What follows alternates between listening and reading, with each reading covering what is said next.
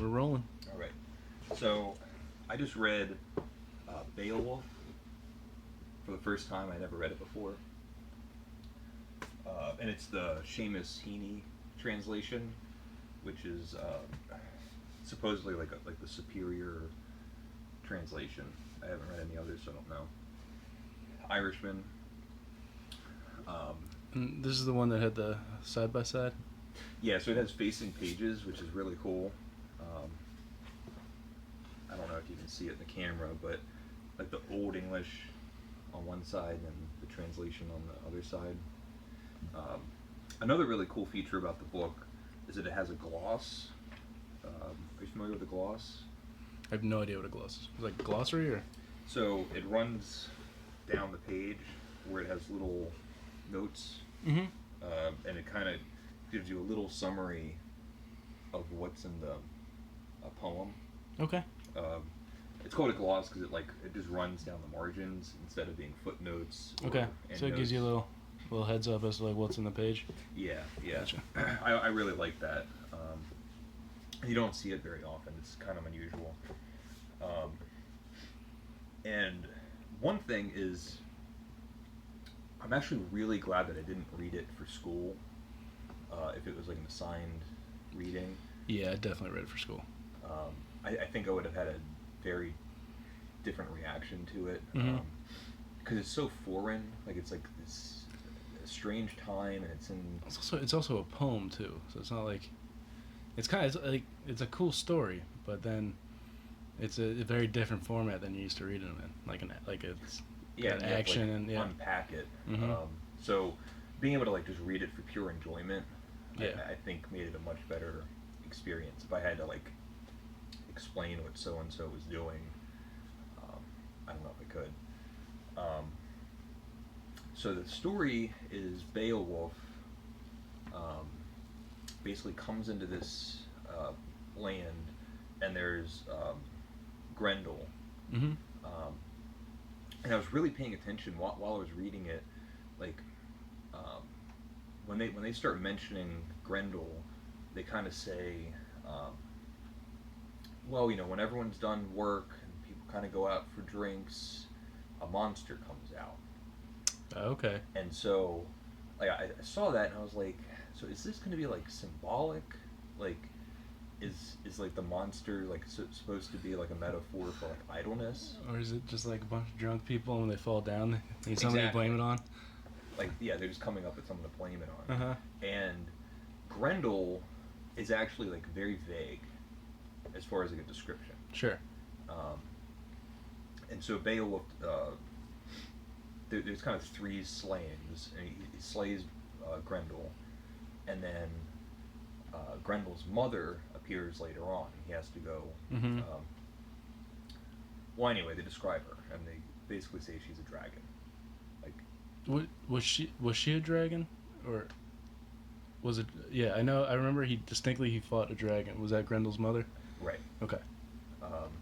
So, whatever. I was like, well, maybe it is a metaphor, but they're definitely saying it's a dragon. Mm-hmm. And then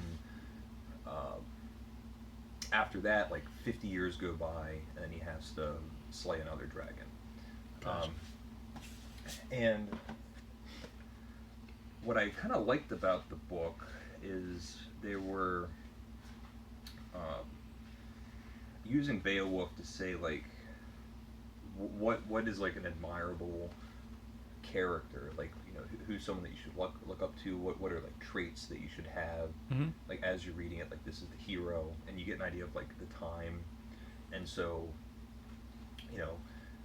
it's important that he has bravery and courage. And I know we talked about this earlier, but this was probably like the 800s, earlier than that. I mean, it's the earliest English text. Mm-hmm. I don't know. Okay. I don't know if it'll say. And actually, I don't think they have a date pinned down.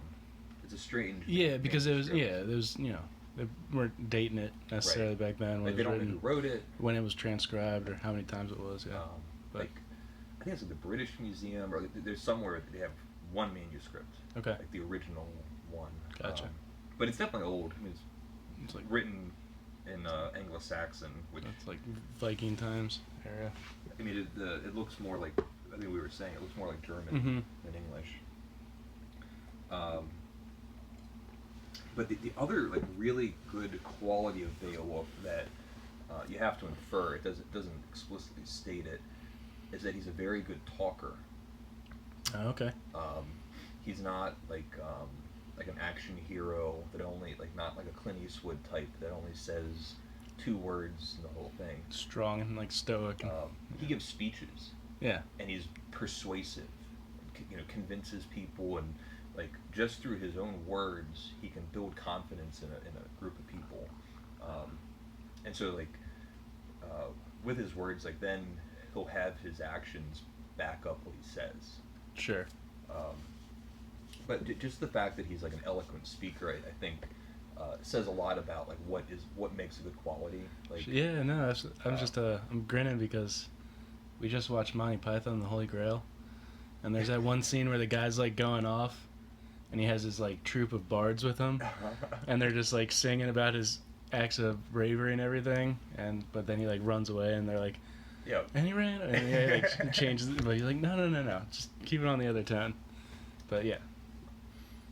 That's what I picture when I think of like...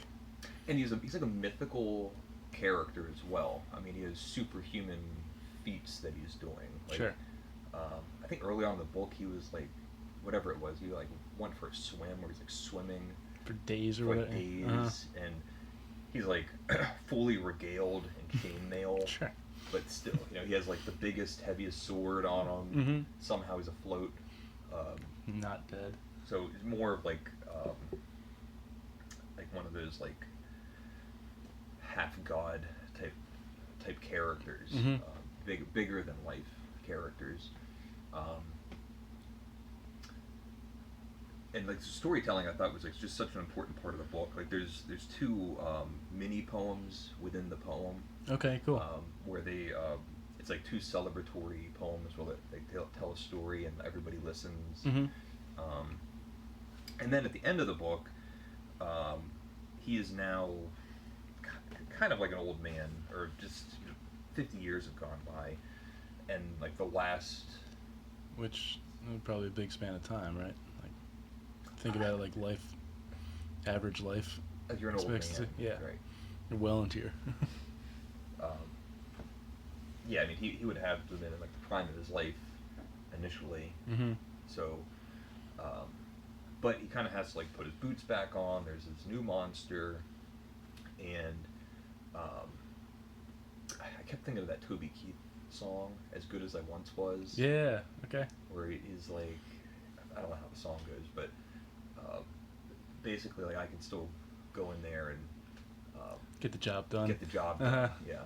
Or like one of those James Bond movies where he's like old, but anyway. So the last battle, he ends up slaying the dragon, but he also dies. Okay, yeah. That's the dragon fight I was thinking of. I didn't realize that Grendel's mother, but yeah, okay. Yeah, I don't know if they're monsters or dragons.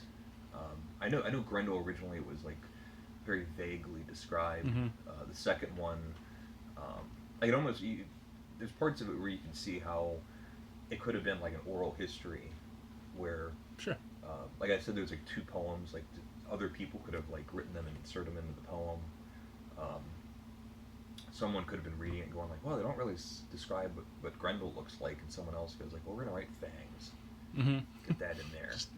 Like, just get everyone on the same page. Like, what does a monster have? Like talons."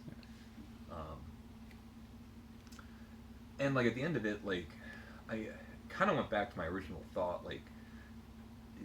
There's like bad things happening in the world, and it's a very like black and white, simple poem. So like there's bad things happening, and everyone apparently agrees. Like, well, I guess if that monster wasn't there, we would be in paradise. Be a better place. So like we'll kill the monster, and then everything's gonna be fine. And like to have a monster come up again, it just makes you think like there's always going to be one. There's always something. And honestly, like, slaying the monster still doesn't solve your problems. I think. Sure. It's also kind of funny that like only the one guy was able to do it. You know, like obviously he's the hero, but dude's like 80 years old. Why does he have to go fight another dragon? Yeah, exactly. Can somebody else not step up? And there are like strange things in it. Like one of the battles, he decides, and I think these are just like in there to make it more epic. But like, there's a part where he decides it's going to be a hand-to-hand combat. He like puts his sword down. Sure, He's gonna like of course. fist fight. Yeah. You know, it's like, well, this is like ridiculous. And then like he like knocks the dragon out or something. You don't get to be a hero without doing some. Yeah, it's like preposterous. It's like we have an army, like one dragon and a whole army of people. Like, why don't you just like send 3 people in? Sure. Or something. I don't know. Grab a so bow. overall, I mean, I really liked it. Obviously, it's like there's clear similarities to a lot of Greek plays. Okay. Homer, like it's kind of a mix between like the Iliad and the Odyssey, because there's a lot of like seafaring going on. Mm-hmm. I liked how like it had a lot of the poem moved at a brisk pace. Nice. Like it's not like the beginning of the Iliad, where you have 20 pages describing boats. So I definitely would like to read it again. It's good. I mean, I would recommend the Heaney translation. Cool. The only one I've read. Do you have anything else? No. That was fun. All right. I'm gonna have to pick it up again. Do you think we're good? We're good. Okay. Thanks for watching. Leave a comment if you'd like, if you agree or disagree.